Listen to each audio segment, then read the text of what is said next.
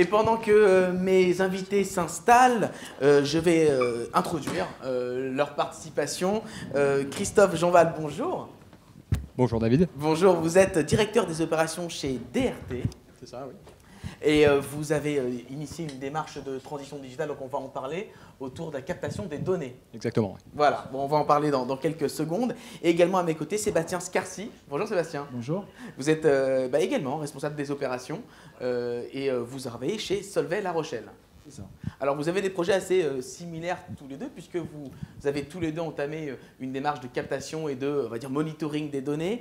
On va faire un premier focus par votre projet, Christophe. Est-ce que vous pourriez d'abord nous présenter DRT, ce que vous faites? Oui, tout à fait. DRT est un acteur de la chimie du végétal qui conçoit, qui produit et qui commercialise depuis 1932 des ingrédients issus de la chimie du végétal et notamment des dérivés du pain, ce qui explique sa localisation dans les Landes. Okay. DRT réalise aujourd'hui plus de 500 millions de chiffres d'affaires et emploie 1300 personnes dans le monde, donc principalement en France, avec 4 sites industriels en Aquitaine, mais également aux États-Unis, en Chine et en Inde. Avec des process batch et continu, oui, les deux, tout à fait, oui. En général, et des sites qui sont assez étendus, parce qu'on parle d'une quarantaine d'hectares, et oui. donc ça fait sens dans le projet. C'est ça, oui. Donc le site historique de DRT, dont je suis responsable, est situé à Vielle-Saint-Giron, dans les Landes. Il s'étend sur une quarantaine d'hectares, emploie environ 440 personnes, et il est composé d'une multitude d'unités de production, une vingtaine, des procédés batch, des procédés continus, de la distillation, d'autres réactions chimiques, donc des choses très diverses et qui sont contrôlées dans des salles de contrôle qui, elles, sont dispersées sur tout le site. Et donc, d'où le projet que nous avons... Expliquez-nous, voilà, l'objectif de ce projet, c'était de rassembler tout ça? Exactement, exactement. L'enjeu du projet était de réellement centraliser et mettre à disposition l'ensemble des données de production pour les différents services du site, que ce soit les services de production, mais également les services support. Donc le projet a commencé par l'acquisition et la centralisation des données qui étaient présentes. On a parlé de chimie étant une industrie déjà largement numérisée. Les données existaient, elles étaient dispersées sur des automates programmables chez DRT, sur plus d'une centaine d'automates programmables. Donc le premier travail a réellement été de centraliser ces données et de les acquérir dans un logiciel, on a parlé d'Historian tout à l'heure, donc dans un Historian qui permet de centraliser et de sauvegarder les données qui auparavant n'étaient pas sauvegardées plus d'1 an. D'accord. Alors, vous avez construit votre projet en plusieurs phases. Est-ce que vous pourriez nous expliquer les différentes phases de ce projet?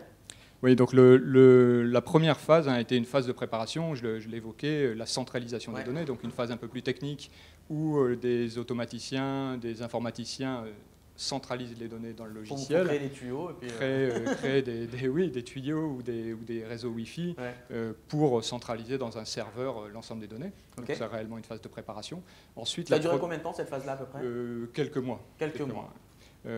Et entre quelques mois et plusieurs années, puisque c'est une phase qui est toujours en cours, puisqu'on a aujourd'hui centralisé plus de 20 000 données, plus de 20 000 variables, et nous continuons à développer les données, puisqu'on nous demande régulièrement d'apporter plus de variables. Continue, tout à fait.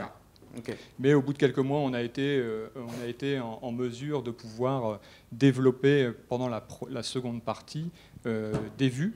On a développé plus de 300 vues des différents procédés qui permettent d'exploiter les données de manière très didactique en cliquant, et ces données sont disponibles via notre intranet.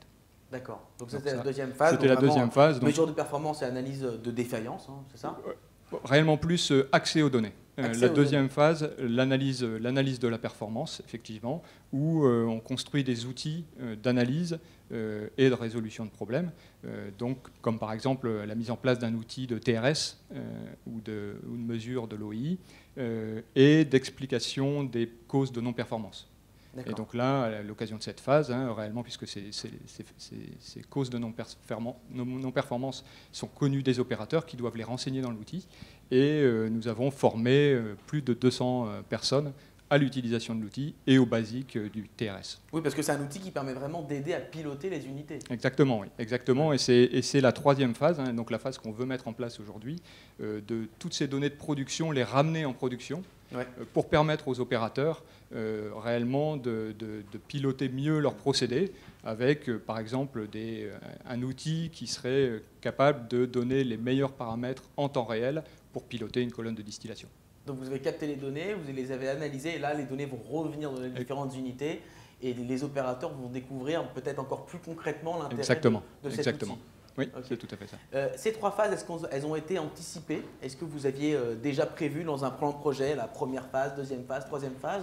Ou est-ce que ça s'est fait un peu en mode POC, Proof of Concept, petit à petit? Oui, c'est ça. On parle plus réellement d'un chemin, hein, ou d'une expérience qui s'est faite au fur et à mesure. Au départ, le but était de centraliser les données, hein, et d'acquérir, de les rendre visibles. Mais petit à petit, au fur et à mesure du projet, toute la puissance du logiciel nous a permis de développer des outils dans l'analyse et demain dans l'aide au pilotage. Alors, lorsqu'on parle d'un projet digital, on ne sait pas toujours comment est constituée une équipe projet. Est-ce qu'on parle de centaines de personnes? Est-ce qu'on parle d'une personne? Vous, votre projet est composé de combien dans l'équipe? Alors, il a démarré en 2016 avec une équipe limitée de 5 personnes. Qui ont été formés à l'utilisation du logiciel et qui ont... Alors l'équipe était composée de quelques techniciens pour la partie acquisition des données, des informaticiens, un automaticien, mais également des ingénieurs procédés et des alternants. On s'est appuyé pour le développement de toutes ces vues sur des alternants qui ont rejoint l'entreprise en amélioration continue, en performance industrielle. D'accord. Donc les 5 personnes étaient à temps plein ou les 5, non, pas pour les informaticiens, pour les automaticiens, c'était dans le cadre de leur travail. D'accord. Ils exprimaient leurs besoins dans le cadre d'ateliers. Et il y avait combien d'ingénieurs? Deux personnes à temps plein sur la partie réellement amélioration continue. Également, au fil des ans, les ingénieurs production ont utilisé le logiciel, se le sont appropriés et ont développé les outils dont ils avaient besoin. Donc, ce sont des personnes qui travaillent et qui développent l'outil également, mais qui ne travaillent pas à temps complet. Est-ce que vous avez une vision, Christophe, sur le retour d'expérience de ce projet-là, le coût par rapport aux bénéfices que vous avez pu voir? En termes de coût, on est réellement sur le coût de la licence du logiciel, hein, et à côté de ça, sur de la main-d'œuvre interne, hein, donc des coûts qui restent assez limités. En ce qui concerne les gains, j'ai parlé tout à l'heure de transformation, et c'est vraiment ce qui s'est passé, une transformation des manières de travailler, avec des projets qui ont été menés, des projets d'amélioration continue qui s'appuient sur ces données qui sont disponibles aujourd'hui. Donc on n'a pas de valorisation ou de consolidation réellement des gains. Oui, c'est compliqué à estimer. Exactement, c'est partout des projets, mais on observe quand même qu'en 2017 et en 2018, qui étaient des années de forte activité pour DRT, des stations de production ont enregistré des rendements records ou des productivités records. Et des projets d'amélioration continue ont été menés, dont un projet type Black Belt qui a été valorisé jusqu'à 1,5 million d'euros. D'accord. Et quelle aurait été la conséquence de ne pas lancer ce projet en 2016 ? Avant le lancement du projet, on avait réellement des difficultés à obtenir des informations fiables, hein. Les informations sont disponibles en salle de contrôle, mais en dehors des salles de contrôle, les ingénieurs avaient du mal à obtenir ces informations. Donc les analyses suite à des événements indésirables ou suite à des dysfonctionnements, des dérives du procédé étaient difficiles à mener. Aujourd'hui, on a pu mettre en place des systèmes de notification en cas de défaillance ou en cas de dérive de procédé sur des paramètres critiques. Quand ils sortent des fenêtres opérationnelles qui ont été définies, on peut envoyer des alarmes, que ce soit par email ou même par SMS, on reçoit des alarmes. On a également une vision bien plus spécifique des causes de non-performance sur les différentes unités, hein, grâce au TRS, et des opportunités qu'on a de pouvoir développer ces nouvelles capacités. Quand un client nous demande de nous positionner sur des faisabilités, on peut mener des programmes de dégoulottage bien plus efficaces. Puis même dans l'échange avec les différentes équipes, j'ai compris qu'avec les commerciaux, il y avait un échange qui est beaucoup plus précis sur les capacités de production pour les mettre en face des besoins, quoi. Exactement, les capacités existantes ou même les capacités futures en suivant des programmes de dégoulottage, puisqu'on sait aujourd'hui estimer quelles sont les pertes et quelle est la capacité théorique des unités. Dans les difficultés rencontrées sur le projet, en préparant l'émission, vous m'avez dit que c'est vrai que c'est un peu compliqué d'avoir une stabilité dans l'équipe projet. Comment vous avez réussi à réussir néanmoins à faire en sorte que le projet sorte dans les temps Oui, alors c'est une difficulté qui est liée un peu au choix qu'on a fait de développer en interne, intégralement en interne ce projet, basé sur le logiciel, et de s'appuyer sur des alternants. Donc tous les ans, les alternants changent. Et chacun apporte bien sûr sa richesse, toute sa créativité. Par contre, au bout d'un moment, on se retrouve avec un problème d'homogénéité de la solution qui est développée. Et on a créé une fonction d'ingénieur amélioration continue à qui on a donné la charge de garder une homogénéité et de coordonner les initiatives autour de cet outil. Et votre projet, du coup, a nécessité de faire énormément d'interfaces entre différents outils, différentes solutions. On a l'impression souvent, comme ça, de l'extérieur, que tous les outils peuvent s'interfacer rapidement, sans problème. Mais au moins, vous dites qu'il ne faut pas sous-estimer le projet d'interfaçage parce que c'est quand même un projet important. Oui. Faut le prendre dans sa juste mesure. Hein, et le projet a commencé en 2016. Il a connu une petite année de mise en pause puisque DRT a migré de RP vers SAP, ce qui nous a pris un certain temps. Hein. Et effectivement, l'interfaçage de notre outil existant PI avec SAP est plus complexe que ce qu'on aurait pu imaginer au départ. Donc bien anticiper ça et prendre tous les conseils qui valent bien pour être bien armé sur le projet et rester dans le planning. Oui, et savoir être patient quand on migre sur SAP, l'essentiel est de remettre tous les flux en état. Il faut pouvoir attendre pour améliorer l'outil. Il faut stabiliser avant d'améliorer. Merci beaucoup, Christophe. J'en viens à vous, Sébastien Scarcy. Merci d'être à mes côtés. On va parler de ce que fait votre site Solvay-La Rochelle. On parle de terres rares. Oui, donc on développe en fait des matériaux à base de terres rares. Principalement, les applications, c'est pour tout ce qui est industrie pour la dépollution automobile et puis pour le polissage électronique. Donc on adresse des marchés de pointe. Donc on est pareil sur de l'industrie du procédé continu, batch. On va avoir plus de 150 produits, donc de la chimie de spécialité. Et là, donc après on va parler de l'initiative, mais sur de la chimie de spécialité, on va parler surtout sur les métiers de l'électronique, de stabilité de procédés. Donc c'est de là qu'est née l'initiative. En fait. Alors cette initiative, elle date de 18 mois environ. Voilà, c'était il y a 18 mois, on a dit donc métier du procédé, on veut de plus en plus, sous l'impulsion des clients, réduire, maîtriser la qualité du produit, réduire la variabilité de notre procédé. Pour ça, donc il y a 18 mois, on a démarré la mise en place d'un outil de suivi en temps réel de la qualité du procédé. Lorsqu'on va parler de qualité de procédé, on va parler d'SPC, de Statistic Process Control.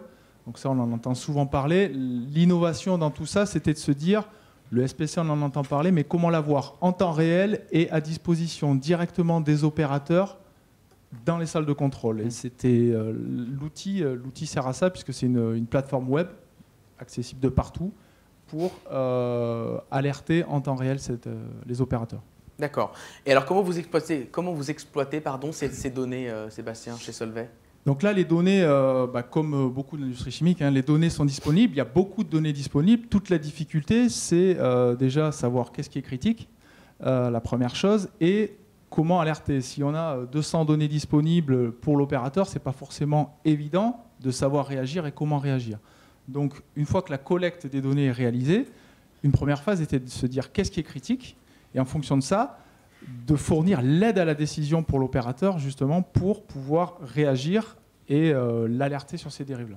D'accord. Donc l'intérêt opérationnel pour les opérateurs, c'est vraiment d'avoir une vision avec des seuils, Voilà, il y a des seuils, des limites hautes et basses, mais surtout le côté temps réel pour limiter en fait l'impact de la non-qualité et de la dérive que des fois on ne voit pas forcément. On ne voit qu'à la fin sur la mesure de la qualité produit. Et alors, pourquoi avez-vous décidé de prioriser ce projet-là en particulier par rapport à d'autres projets digitaux qui peuvent intervenir ? On parlait de maintenance tout à l'heure. En termes de priorisation, on est un site, comme j'ai dit, on est dans la chimie spécialité, 150 produits, une visite client quasiment par mois. Donc je vais dire que c'est un peu à l'impulsion des clients. qui systématiquement ont dit, dans une volonté de compétitivité commerciale, comment on va au-delà de la spécification contractuelle, je veux dire. Pour aller au-delà de la spécification, c'est comment vous maîtrisez votre procédé, comment vous le rendez le plus stable possible. Donc ce projet-là, la partie SPC est temps réel, est né naturellement aussi poussé par les clients. Ah, c'est intéressant, du coup c'est encore un autre angle. C'est les clients qui poussent pour avoir plus de transparence, mais du coup est-ce que ça veut dire qu'on va aller vers de plus en plus de transparence de nos données, de procédés vers les clients? Clairement, les industries, principalement si on prend l'électronique et l'automobile, sont très demandeurs de stabilité et d'aller, ce que je disais, au-delà de la spécification et d'une maîtrise de la qualité produit et du procédé. Donc ils nous demandent de mettre à disposition cette donnée, ou tout du moins de l'avoir disponible le plus rapidement possible dans le cas d'une dérive chez eux. Donc c'est un enjeu de compétitivité parce qu'un enjeu commercial? Clairement un enjeu de compétitivité commerciale, ça c'est sûr, c'est clair. Pour ces clients-là, principalement asiatiques et autres, oui. D'accord, ils ont besoin d'avoir un peu plus de données sur ce que vous faites. Vous avez pris une solution du marché, Sébastien? Donc la solution, ce qu'on disait, c'est qu'on avait un MES, on va dire, au sein de Solvay, on a un serveur qui met la donnée disponible. Ensuite, ce qui a consisté, c'est comment on analyse la donnée et comment on développe une interface homme-machine, une interface web, pour pouvoir faire en sorte que cette donnée soit exploitable. Donc l'infrastructure était en place. Par contre, le développement de l'interface homme-machine, on l'a co-construit avec les opérateurs, avec les équipes procédés et avec une start-up canadienne.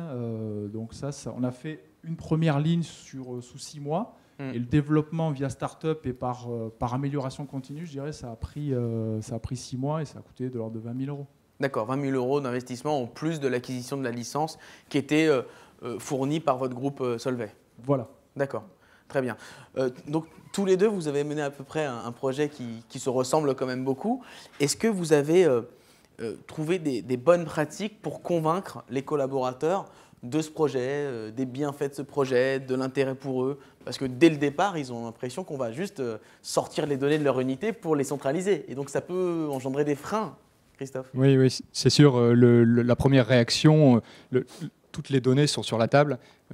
Tout le monde peut y accéder en temps réel sur les smartphones. Donc la première réaction est réellement, on se sent contrôlé, voire espionné. Mais rapidement, que ce soit les opérateurs ou les managers de terrain, voient les bénéfices qu'ils peuvent obtenir de ces solutions-là. Ils voient les améliorations qu'on arrive à mettre en place grâce à ces données-là, et même, dans une phase plus avancée, l'aide que ça peut leur apporter sur leur vie de tous les jours. Donc, bien sûr, il faut de la communication dans les équipes. On a fait beaucoup de formations sur l'outil, mais l'outil a été rapidement quand même adopté. Chez vous aussi disons que le frein a été peut-être une première sensation de perte de savoir-faire, de perte de savoir, en disant la donnée est disponible, etc., où on explique quel mode de réponse à apporter. Ce qu'on a expliqué, c'est que le but était de mettre la donnée à disposition, puisque ça, c'est du temps à non-valeur ajoutée, on va dire. Par contre, le rôle de l'opérateur en salle de contrôle, c'est de faire l'analyse et le diagnostic. Et ça, ce n'est pas l'outil qui le fait, c'est lui qui le fait. C'est le rendre plus performant et c'est sa valeur ajoutée. Lorsqu'on le tourne comme ça, on va dire, ça aide les gens à s'approprier l'outil et à rentrer dans cette démarche. D'accord, très bien. Si vous devez donner un conseil aux entreprises qui voudraient se lancer dans ce type de projet, quels seraient les facteurs clés de succès que vous conseilleriez, Sébastien? Je dirais que dans un premier temps, j'ai employé le mot, c'est co-construire. Forcément, tout outil informatique, il peut y avoir une certaine résistance à l'outil selon les populations, les âges, etc. Donc le fait de co-construire et de ne pas négliger ce côté interface opérateur homme-machine, ça permet de démystifier et puis d'aider à la mise en place. Et surtout, vous l'avez dit, de faire un POC, un Proof of Concept, avant de le déployer partout, faire peut-être un pilote et après déployer. Christophe? Oui, je pense que la communication est essentielle et le fait de transformer plutôt que de faire un Big Bang et de vouloir tout changer du jour au lendemain, la transformation et la construction sur une base qui est disponible et aide tous les jours et réellement aide les opérateurs, les ingénieurs et toute la structure à bénéficier de l'outil. Et peut-être le dernier point, si je peux rajouter, bien pour sûr, faire le parallèle avec juste avant, la formation des gens, on en a parlé, c'est pas l'outil informatique en lui-même, c'est un outil, ça s'accompagne, ça se forme, donc on a passé du temps à former les gens à cet outil, à l'appropriation, puisque ça prend du temps aussi, et il ne faut pas l'oublier. Pas oublier l'interfaçage, pas oublier la formation, pas oublier l'accompagnement au changement. Merci beaucoup pour vos témoignages, vos éclairages à tous les deux.